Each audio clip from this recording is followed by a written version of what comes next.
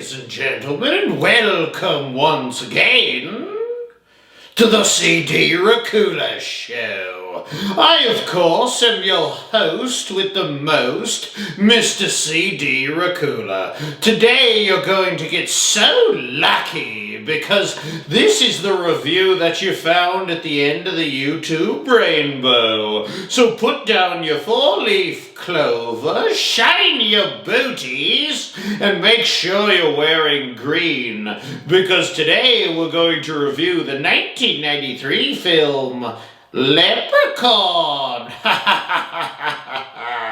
Before we dive into this pot of gold, could you guys please just subscribe to the CD Racoola Show? I promise you, it will bring you lots of good luck, unless you happen to run into old CD in a dark alley in the dead of night. That might not work out so well for you.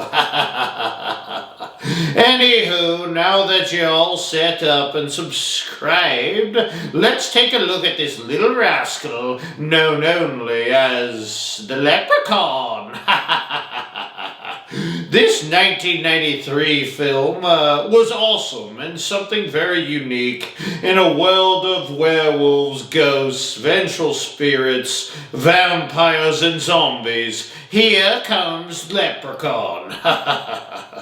Leprechaun was something new and something that, quite honestly, until this film, I really never thought of as scary. I never thought of a leprechaun as a scary character. When I think of Leprechaun, I always think of Lucky Charms. I mean, look at these two together here. What a magically delicious pairing.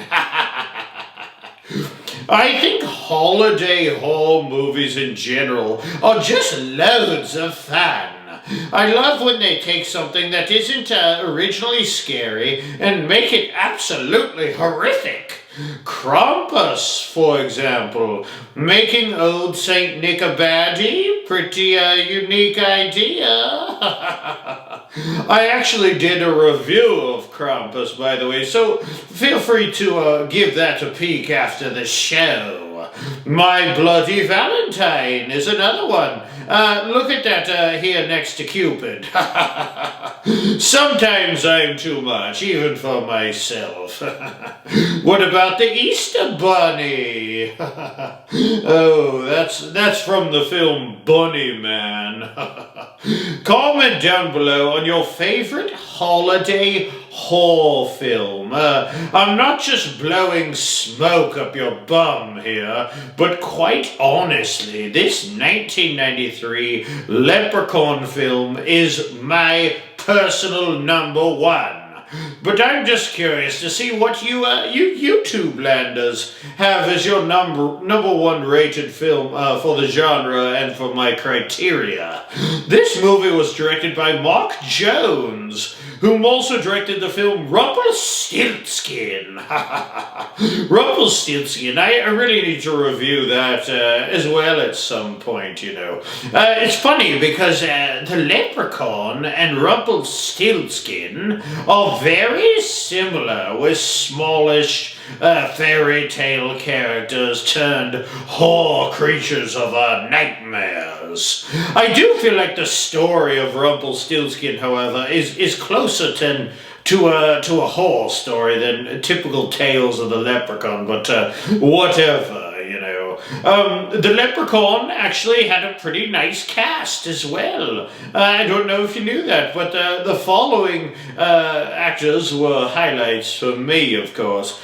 Jennifer Aniston in this film. Huge name, of course, and her first film role. I would hardly consider her a scream queen, because she's best known for her role as Rachel Green from the hit TV series Friends. And if you didn't know that already, you must be living under a rock or something. I know some people who live under rocks. They're weird. Mark Holton, also in this film as well as the 2018 Leprechaun Returns movie. Mark was in Pee-wee's Big Adventure and also played the character Chubby in Teen Wolf.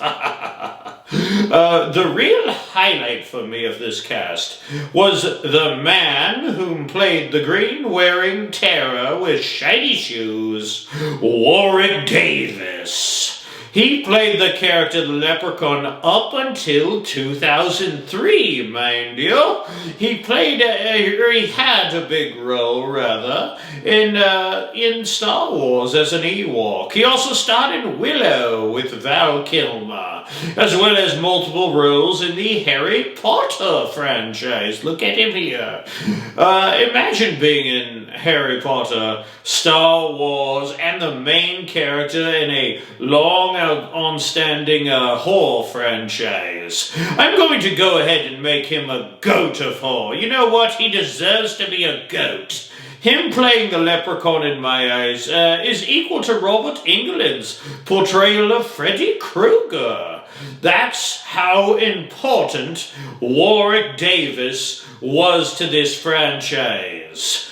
Leprechaun was able to blend comedy and horror in one. For example, the scene that jumps out at me is where the Leprechaun is shining all the shoes so that they're able to escape. You know, they throw the shoes at him and he's got to shine them. Then you have that horrific ending scene when the Leprechaun is more or less turning into a lovely green goo. Kind of look like hair gel or something. I wouldn't know about hair gel, whatever.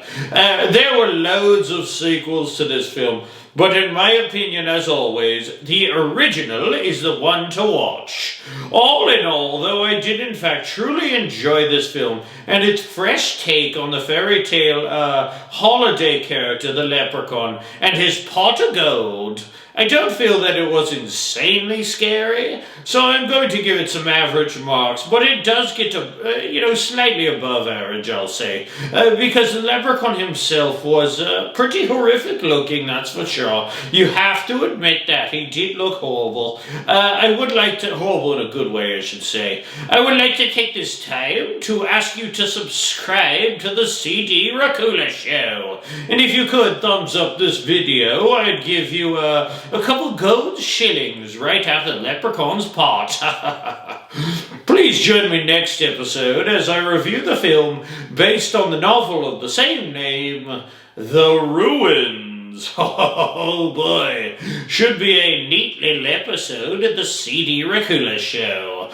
Till next time, my little bloodbags, this St. Patrick's Day, make sure you're wearing green, or old CD will personally give you a little pinch.